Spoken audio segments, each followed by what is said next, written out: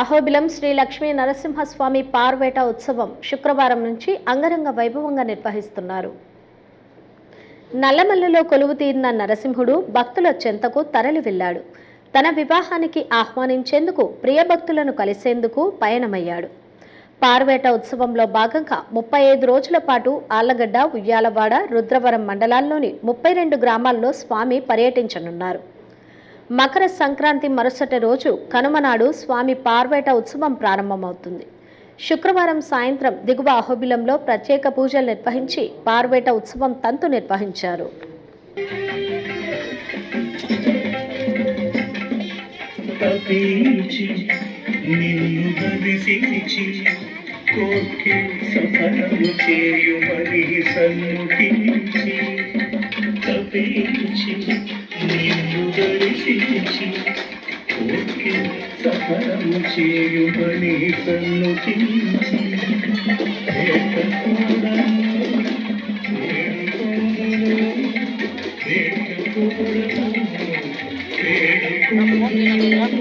ప్రహ్లాదవరద స్వామి, జ్వాల నరసింహస్వామి ఉత్సవమూర్తులను పార్వేట మండపంలో కొలువు తీర్చి స్వామివారి ముందు 35 రోజులకు సరిపడా అన్నం రాశిగా పోసి అన్నకూటోత్సవం నిర్వహించారు.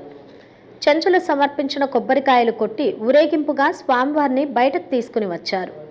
రాజగోపురం వద్దకు స్వామివారి ఉత్సవమూర్తులు చేరుకోగానే చెంచులు విల్లంబులను సంధించి స్వామివారికి స్వాగతం పలికారు.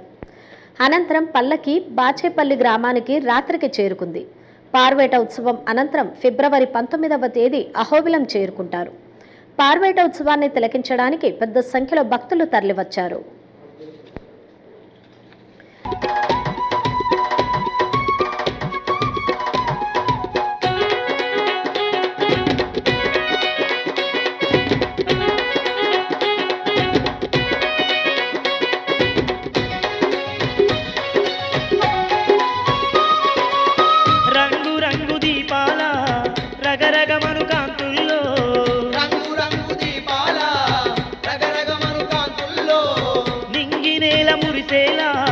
అంగరంగ వైభోగం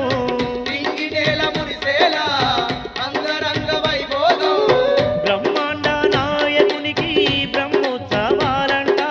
అనవాయిక ప్రకారం 650 సంవత్సరం నుంచి గ్రామే గ్రామే చ గత్వా పదచరణయో మాం గృహీత్వా వివేశ అని దుష్ట శిక్షణ, శిష్ట సంరక్షణ ఉత్తరాయణ పుణ్యకాలం అవతరించిన వెంటనే స్వామివారు 40 రోజుల పాటు 33 గ్రామాలు భక్తుల్ని రక్షించే ఉద్దేశంతో, అదే కాకుండా వారి యొక్క కళ్యాణ ఉత్సవానికి భక్తులందరినీ ఆహ్వానించినట్టు ఈ యొక్క పార్వేట ఉత్సవం అతి అత్యద్భుతంగా ఈ అహోబిల క్షేత్రంలో, ఎగువ అహోబిల క్షేత్రం నృసింహస్వామి వారు, దిగువ అహోబిల క్షేత్రంలో శ్రీ ప్రహ్లాదవరద స్వామి వారు ఉభయ దేవాలతో ఇక్కడి నుంచి స్వామివారు ప్రతి పల్లెలకు వెళ్లి ఏ రోజు దేవుడు ఏ గ్రామంలో వెళ్తారో ఆ రోజు అక్కడ సంక్రాంతి మహోత్సవం జరిపినట్టు ఈ ఒక్క అనవాయితీ ప్రకారం ఈ రోజు మకర సంక్రమణం కనుమ పండుగ రోజు ఈ ఒక్క ఉత్సవం జరుగుతుంది.